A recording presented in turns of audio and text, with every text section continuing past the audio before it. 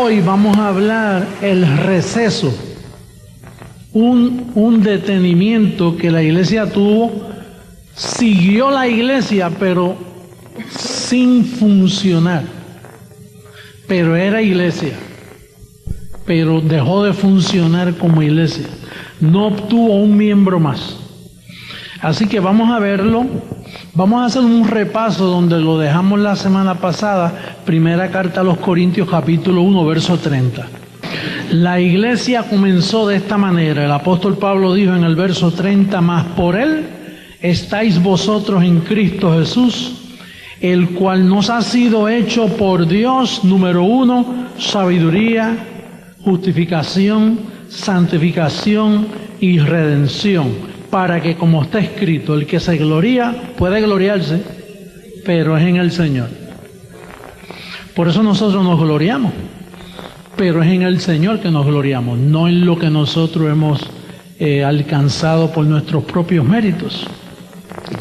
Así que así comenzó la iglesia y luego esto no se aceptó. Esto de que nos fue hecho santificación, redención, sabiduría, todo eso fue rechazado totalmente por causa de los apóstoles de la circuncisión. Y luego vino una profecía que se encuentra en Hechos capítulo 20 y ahí comienza el receso de la iglesia. Mira lo que dice Hechos capítulo 20. Este es un libro histórico que se escribió donde se habla de Pablo también, pero en el verso 17, capítulo 20, verso 17, dice: enviando pues desde Mileto a Efeso, hizo llamar a los ancianos de la iglesia. Cuando vinieron a él les dijo: vosotros sabéis cómo me he comportado entre vosotros todo el tiempo, desde el primer día que entré en Asia, sirviendo al Señor con toda humildad y con muchas lágrimas, y pruebas que me han venido por acechanza de los judíos. Y como nada que fuese útil he rehuido anunciaros y enseñaros públicamente y por las casas, testificando a judíos y a gentiles acerca del arrepentimiento para con Dios. Él usa este término porque en la historia estaba todavía fresquecito él hablando, enseñando. Pablo iba en crecimiento, ¿no? Luego después él dijo que Dios le dio el ministerio de la reconciliación, que es opuesto a arrepentimiento. Dice: ahora, verso 22, ahora he aquí ligado yo en espíritu voy a Jerusalén, sin saber lo que allá me ha de acontecer, salvo que el Espíritu Santo por todas las ciudades me da testimonio diciendo que me esperan prisiones y tribulaciones. Pero de ninguna cosa hago caso, ni estimo preciosa mi vida para mí mismo, con tal que acabe mi carrera con gozo y el ministerio que recibí del Señor Jesús, para dar testimonio del Evangelio de la ley de Dios. De la gracia de Dios. Y ahora he aquí, yo sé que ninguno de todos vosotros en quienes he pasado predicando el reino de Dios, el reino no es fuera de la tierra. Él predicaba el reino con la gente, porque el reino de Dios es para con gente que tiene carne y hueso. Dice: verá más mi rostro. Por tanto, yo os protesto en el día de hoy que estoy limpio de la sangre de todos, porque no he rehuido anunciaros todo el consejo de Dios. Por tanto, mirad por vosotros y por todo el rebaño en que el Espíritu Santo os ha puesto por obispos, para apacentar la iglesia del Señor, la cual él ganó por su propia sangre. Porque yo sé, aquí está la profecía. Esto es una profecía. Yo sé que después de mi partida entrarán en medio de vosotros lobos rapaces, que no perdonarán al rebaño. Y de vosotros mismos se levantarán hombres que hablen cosas perversas para arrastrar tras sí a los discípulos. Por tanto, velad, acordándoos que por 3 años de noche y de día no he cesado de amonestar con lágrimas a cada uno. Ahora, hermanos, os encomiendo a Dios y a la palabra de su gracia, que tiene poder para no edificar, sino sobre edificaros y daros herencia con todos los santificados. Ni plata, ni oro, ni vestido de nadie he codiciado.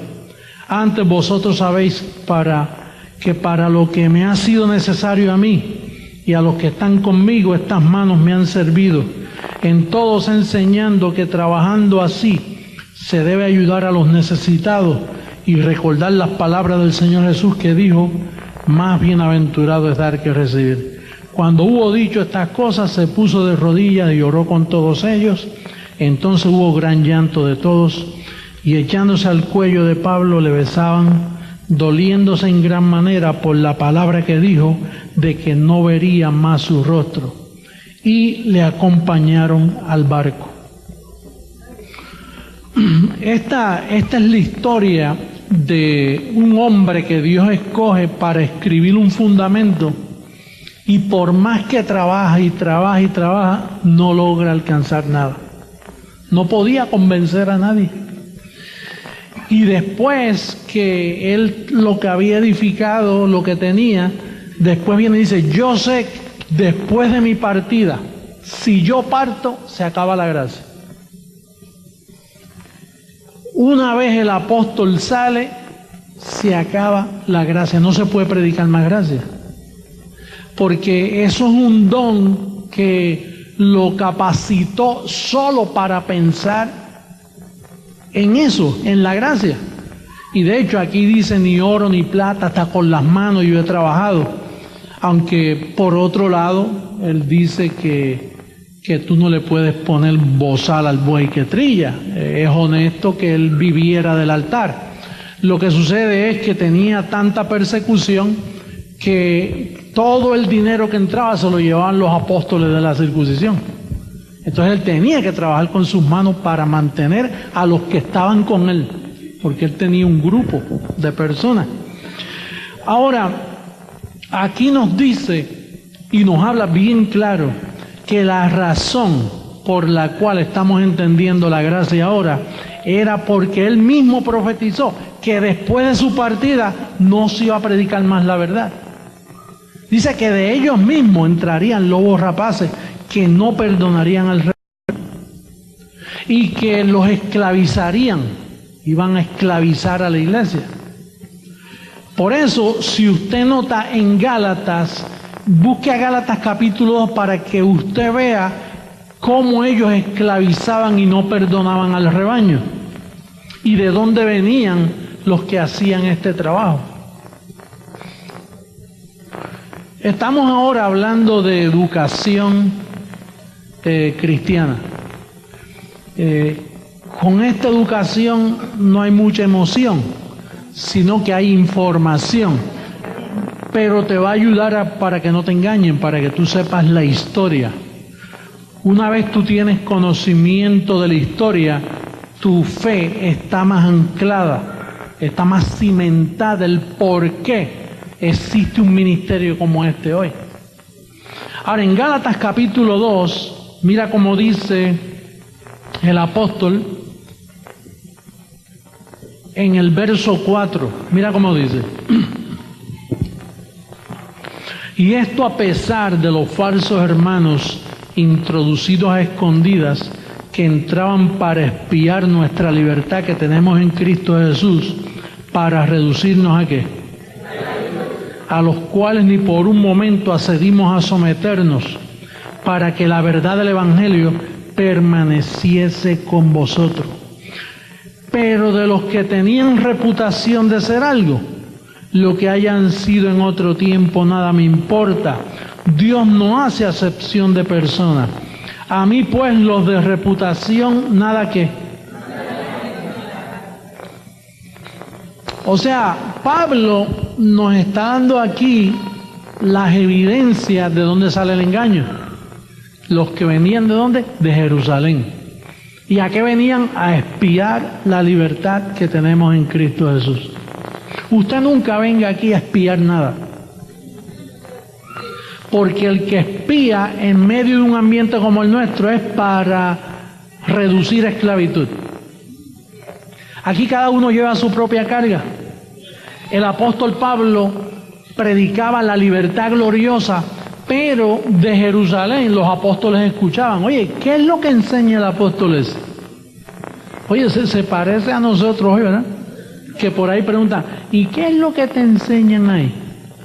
Si ahí no te prohíben, si ahí no te dan mandamientos, ¿cuáles son los requisitos de membresía? Los requisitos de membresía es ser escogido, creer, sellado con el Evangelio, el Espíritu Santo de la promesa. Pero por causa del daño que tenían los apóstoles en su mente por causa de Moisés, ellos enviaban creyentes a escondidas. O sea, que venían y se hacían parte de la congregación. Y si tenían que decir bendecido con el creyente Abraham, lo decían. Porque el propósito de ellos era espiar. Cumpliéndose la profecía que dijo Pablo, después de mi partida, van a entrar lobos rapaces que no perdonarán al rebaño. ¿Tenemos el cuadro claro de lo que el Señor nos está mostrando? ¿Y de dónde venían esos que iban a reducir la iglesia a esclavitud? De Jerusalén. ¿Y qué había en Jerusalén? Los 11 apóstoles, Pedro, el jefe de la circuncisión.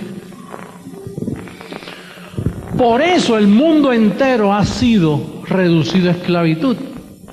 Porque cuando el Vaticano, entendiendo que Pedro fue el primer papa, que con mucho orgullo los católicos dicen que él fue su primer papa, con mucho orgullo dice, nuestro papa, el primero fue nada menos que Pedro, el que anduvo juntamente con Jesucristo. Y qué bueno que lo tienen tan claro para nosotros saber lo engañados que han estado. Digo que Pedro, ¿quién estaba en Jerusalén? Pedro. Yo te digo, es increíble que el mundo no haya despertado. Por eso nosotros tenemos que tapar bocas. ¿Y cómo vamos a taparles la boca? Fíjate que alguien dirá, pues que baje un ángel del cielo y toque una trompeta bien grande, ¿le entiendes? No, Dios siempre usa los mismos principios. Ellos para engañar usaron los principios de poco a poco. Ellos no tenían radio, no tenían televisión, no tenían imprenta, así que fue un trabajo de uno a uno. Nosotros pues hacemos lo mismo, de uno a uno, lo único que nosotros tenemos la tecnología, todo medio de comunicación. De hecho, yo no sé ni dónde yo saco ese dinero, porque es un proyecto de fe. Yo no tengo un presupuesto hecho. Si yo hago un presupuesto, me puede dar por hacerme daño. Y tenemos que hacerlo porque Dios quiere tapar la boca al mundo religioso. Y lo va a hacer. Lo va a hacer.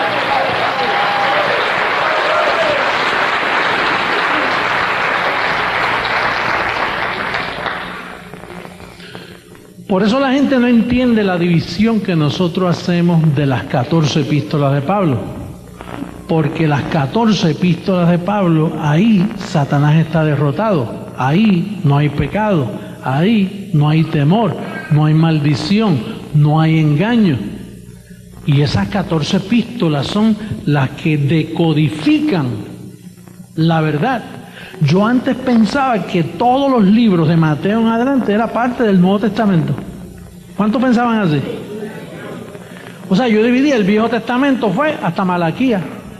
Entonces cometí el error de coger esos 27 libros y meterlos en la olla y hacer el batido. Y yo juraba que estaba en la verdad. Y todo el pueblo protestante jura que ese es el nuevo pacto y entonces se lo beben. El problema son los efectos. Los efectos son bien dañinos. Ahora, Pablo lo advirtió: después de mi partida, la iglesia es congelada y no se habla más de gracia. Se escondió la verdad. Hace de esto casi 2000 años. Y es para nosotros un ingrediente de información tremendo. Porque Lucas, fíjate que Lucas nos deja, Lucas fue el quien escribió este libro, el doctor Lucas, y viajaba con Pablo. Entonces, él escribía todo lo que veía. Y naturalmente, por eso es que dice ahí arrepentimiento, porque lo escribió Lucas, y Lucas estaba imitando lo que hablaban los demás apóstoles. Pablo, cuando escribe, dice: no, el ministerio que se me dio fue de reconciliación. Pero cuando Lucas escribe, él dice: bueno, aquí todo el mundo se está arrepintiendo, así, vamos a meter. Y escribía como podía, pero él no fracasó en dejarnos la información escondida. Todo esto está escondidito por ahí. Fíjate la condición de ellos. Vamos a Hechos de nuevo. Capítulo 21, en vez del 20, porque eso, en el 20 está la profecía de que la iglesia iba a ser engañada. Entonces, en Gálatas nos dice que de Jerusalén venían falsos hermanos para reducirnos a esclavitud. Pero en el próximo capítulo, Lucas nos da más evidencia. Mira lo que dice el verso 17, 21-17. Cuando llegamos a ¿dónde? Y entonces dice aquí en el verso 17, cuando llegamos a Jerusalén, los hermanos nos recibieron con gozo. Quiere decir que ya le llamaban hermanos. Eran convertidos. Y entonces mira quiénes estaban, mira quiénes estaban reunidos allí. Y al día siguiente Pablo entró con nosotros a ver a quién. Ese es Santiago, el hermano de Jesús de Nazaret personal, hijo de María. Pesó 7 libras cuando nació.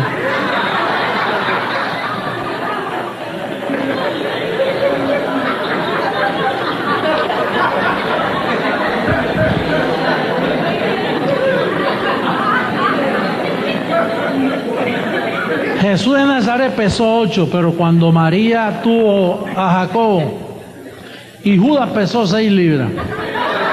No el Iscariote, Judas, el hermano de Jesús, porque ya tuvo más hijos. Esa mentira que le han vendido al pueblo católico de que María solo tuvo a Jesús, pero si era casada no podía tener más hijos. Honroso sea en todo el matrimonio, y ya tuvo más hijos. Pero los católicos te ven el día, no, que solo fue Jesús, que él no tuvo más hermanos. Ella tuvo varios hijos y Jacobo era uno de ellos. Y entonces estaba allí Jacobo y se hallaban reunidos todos los ancianos. Quiere decir que Pablo llegó a este grupo de creyentes en Jerusalén. Y cuando llegó Jacobo, el que escribió el que le llaman Santiago, que era el vicepresidente, el asistente de la circuncisión. A Pedro se le encomendó el evangelio de la circuncisión y Jacobo era el asistente. Pues allí llegó Pablo, y tan pronto llegó Pablo, mira lo que los llamados cristianos les recomendaron a Pablo. Mira cómo dice, verso 21 en adelante, mira cómo dice, del 21, capítulo 21, verso 21. Pero se les ha informado en cuanto a ti, que enseñas a todos los judíos que están entre los gentiles a apostatar de Moisés, que eso es malo. Para Jacobo era malo. Para el hermano de Jesús, los llamados cristianos de Jerusalén, estaba mostrándole una queja. Tú le estás enseñando a los judíos a apostatar de Moisés. Dice, diciéndole que no circunciden a sus hijos, y ellos son líderes de la circuncisión. Y Pablo está diciendo, nos dicen que tú dices que no circunciden. Dice, ni observen las costumbres. Tú dices que no hay que tomar la Santa Cena, que no hay que comulgar, que no hay que bautizarse. Es una queja que le presentaron. Dice, verso 22, ¿qué hay pues? La multitud se reunirá de cierto, porque oirán que has venido. Haz pues esto que te decimos. Hay entre nosotros 4 hombres que tienen obligación de cumplir voto. Tómalos contigo, purifícate con ellos y paga sus gastos para que se rasuren la cabeza.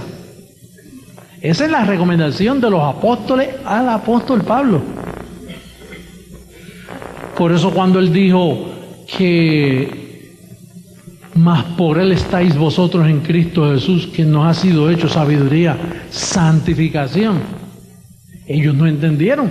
Al contrario, mira lo que le decían a Pablo: rasúrate la cabeza, tienes que guardar las costumbres, purifícate. Cuando Pablo dice que él está completo en Cristo, ahora él tiene que purificar con rituales judíos. Dice, tómalos contigo, purifícate con ellos y paga sus gastos. Oye, cobran por esas cosas, ¿viste? Es como para bautizar al niño que cobran, ¿verdad? Para que se rasuren la cabeza y todos comprenderán que no hay nada de lo que se les informó acerca de ti, sino que tú también andas ordenadamente guardando la gracia. ¿Guardando qué? ¿Tú sabes lo que hablar le decía a Pablo? Pero eso es una vergüenza lo que le hicieron a Pablo. Decirle para que todos piensen que tú andas ordenadamente guardando la ley. Y es una vergüenza para este montón de hispanos que están cayendo en el judaísmo de los grupos mesiánicos. Entonces tienen un individuo que empieza a leer apellidos. Si tú eres Torres con S y no con Z, posiblemente tú eres de la tribu de Benjamín.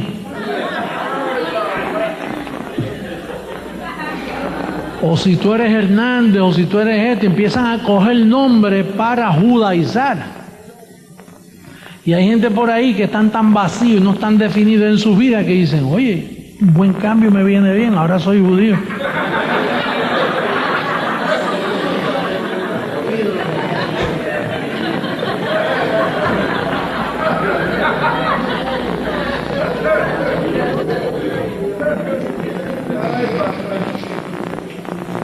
Entonces, el receso de la iglesia, para que tú tengas nota y memoria, está en Hechos 20, donde acabamos de leer, para que tú sepas que ahí Pablo profetizó la salida de él, que él ahí terminó, ahí la iglesia terminó, fueron engañados, fueron reducidos a esclavitud.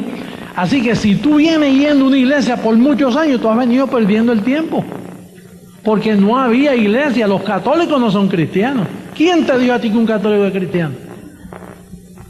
Los bautistas no son cristianos, los pentecostales menos, los mormones, esos no son cristianos, testigos de Jehová, no habían cristianos. La iglesia cesó.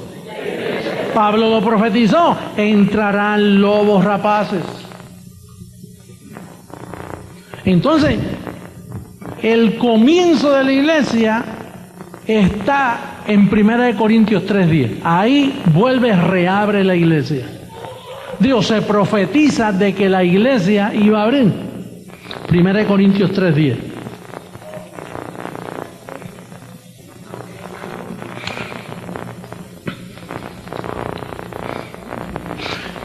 Bueno, 4:5 y después 3:10.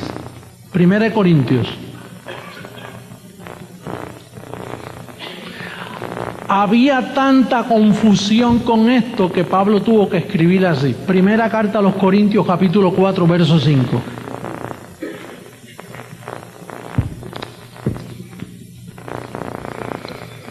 Así que, ahí estamos todos. Así que no juzguéis nada antes de tiempo. Había confusión. se regó de que Pablo profetizó, de que había algo malo, de que habían matado a Pablo, porque ellos no solo le dieron dificultad, sino que lo mataron. Los 11 apóstoles que quedaron, incluyendo a Matías, que sabrá Dios era un criminal, no sé, ellos planificaron matar a Pablo y lo mataron.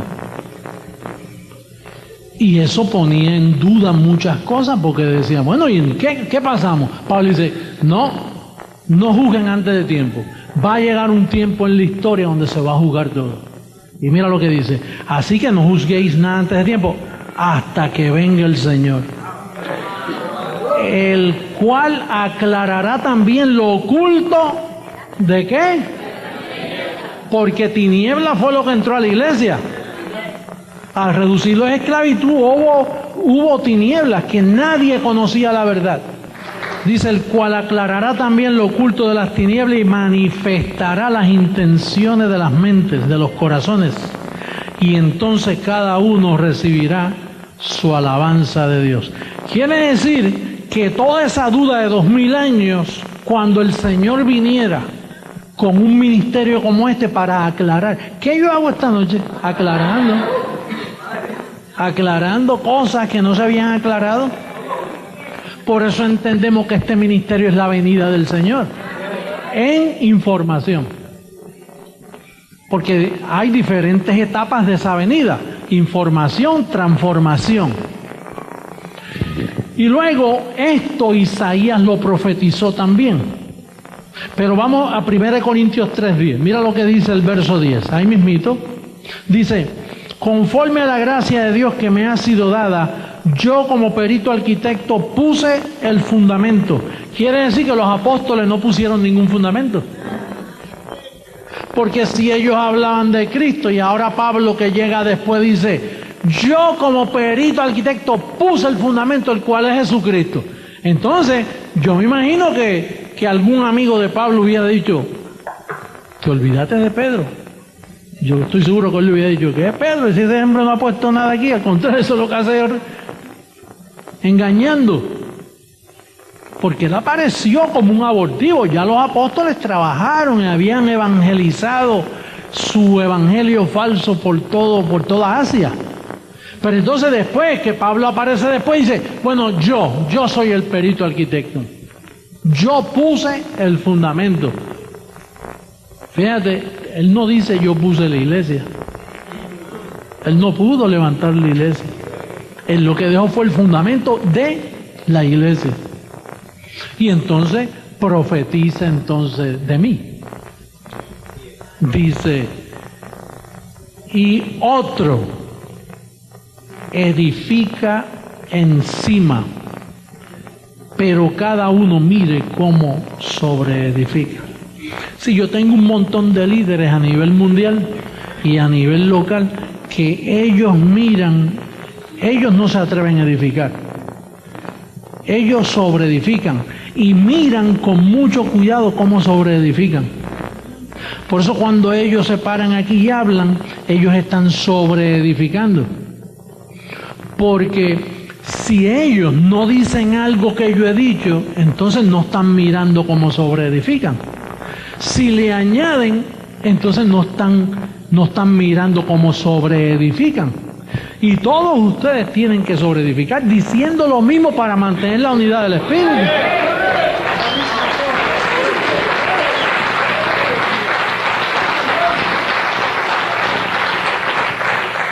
O sea que aquí no es como esas sinagogas por ahí que cada uno tiene su revelación. El maestro de escuela dominical tiene una revelación, la otra tuvo un sueño, el otro tuvo una revelación, este tuvo profecía, y todos están, cada uno por su camino. Aquí esa ley, eso no se puede violar aquí. Aquí usted no tiene opinión ni voto. Aquí usted no puede opinar en forma de pregunta. Pero eso de que Dios le habla a usted está equivocado. Dios no le habla, Dios nunca viola sus principios. Si Dios te habla a ti, aparte de mí, Dios está violando un principio, porque entonces cuando yo hablo, que yo quedo mal. Y al que le habló queda mal también, porque entonces aparecen dos: no, me habló a mí, no me habló a mí. ¿Pero en qué quedamos? ¿Dónde está la unidad del Espíritu? Dios puede darte advertencia de tu vida personal. Y Él te habla, mira, esto es así, mira. Pero hablarte doctrinal no puede, porque Él viola un principio.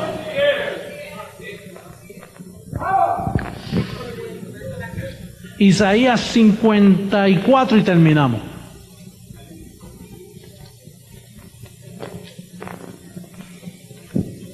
A veces yo recibo cartas internacionales, mire, apóstol, y me dan recomendaciones y tienen sus revelaciones personales y todo. Y yo por cortesía y proceder, pues yo, tú sabes, le digo, y envíale una cartita, de recibir su carta, que la leí, que siga adelante y siga creciendo en gracia. Imagínate qué puedo hacer yo.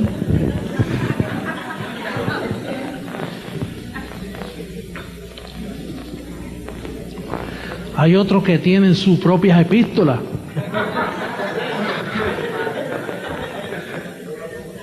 Y juran que Dios les habló. Pero nada, no concuerda. Tarde o temprano uno lo mira así. Eso no se puede. Está fuera del fundamento. 54, verso 1 al 17. Esto es una profecía. Está hablando aquí de Sara. Está hablando bendecidos con el creyente Abraham. Está hablando de Sara porque Sara era estéril y se le dijo, regocíjate tú estéril, tú la que no das a luz, porque vas a tener muchos hijos. Mira cómo dice, regocíjate, oh estéril, la que no daba a luz, levanta canción y da voces de júbilo, la que nunca estuvo de parto, porque más son los hijos de la desamparada que los de la casada. Ha dicho el Señor, ensancha el sitio de tu tienda y las cortinas de tus habitaciones sean extendidas. No seas escasa, alarga tus cuerdas y refuerza tus estacas, porque te extenderás a la mano derecha y a la mano izquierda, y tu descendencia heredará. Está hablando de estos tiempos, porque las naciones para ese tiempo era un puñado de gente que había por allí. Heredará la nación, habitará las ciudades asoladas. No temas, pues no serás confundida. Está hablando aquí de la iglesia. Y no te avergüences, porque no serás afrentada, sino que te olvidarás de la vergüenza de tu juventud, y de la afrenta de tu viudez no tendrás más memoria. Porque tu marido es tu hacedor, el Señor de los ejércitos es su nombre, y tu Redentor el Santo de Israel. Dios de toda la tierra será llamado, porque como a mujer abandonada y triste de espíritu te llamó el Señor, y como a la esposa de la juventud que es repudiada, dijo el Dios tuyo, por un breve momento te abandoné. Es breve, 2000 añitos. El Señor habla así, y nosotros apurados aquí por alcanzar al mundo, imagínate. Van 17, 18 años y no puedo esperar más. Dice, por un breve momento te abandoné, pero te recogeré con grandes misericordias.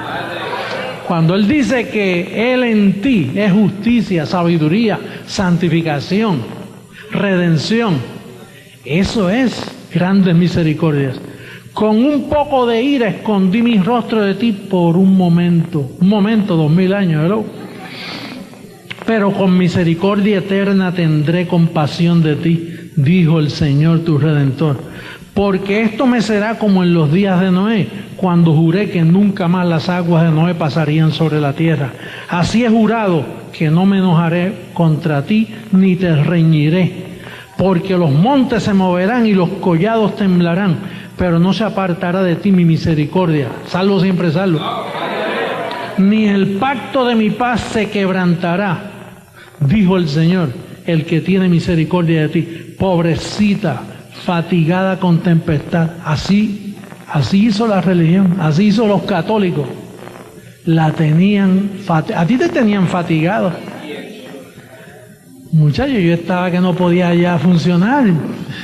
Yo veía al diablo en todas partes. Pobrecita, está hablando aquí de hombres y mujeres, ¿sabes? No es una mujer que está hablando, es la iglesia, la esposa del... Pobrecita, fatigada con tempestad, sin consuelo. ¿A qué vino el consolador? Por eso fue que Él prometió un consolador, porque estaba sin consuelo. He aquí que yo cimentaré tus piedras sobre carbuncio y sobre zafiros te fundaré. Tus ventanas pondré de piedras preciosas, tus puertas de piedras de carbunclo y toda tu muralla de piedras preciosas, y todos tus hijos serán enseñados por el Señor. ¿Te recuerdas? Todos los que son enseñados por Él. Y se multiplicará la paz de tus hijos, con justicia serás adornada. ¿Él fue hecho qué? Justicia, justificación. Estarás lejos de opresión, porque no temerás. ¿Espíritu de qué? De amor, de poder y de dominio propio. Y de temor, porque no se acercará a ti. Si alguno conspirare contra ti, lo hará sin mí. El que contra ti conspirare, delante de ti caerá. Óyelo.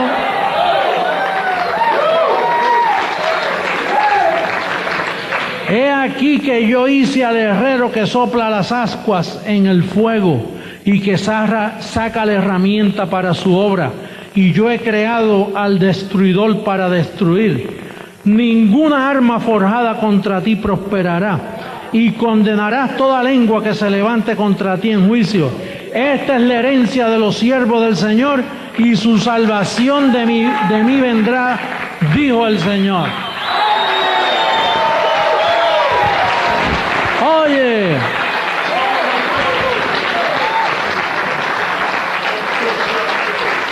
la iglesia comenzó, la iglesia cesó y la iglesia reabrió sus puertas. Existe la iglesia del Señor. He aquí la iglesia del Señor. Ustedes, vamos a estar en pie. Saluda a tu hermano. Llámale iglesia a tu hermano. Dile, tú eres la iglesia del Señor.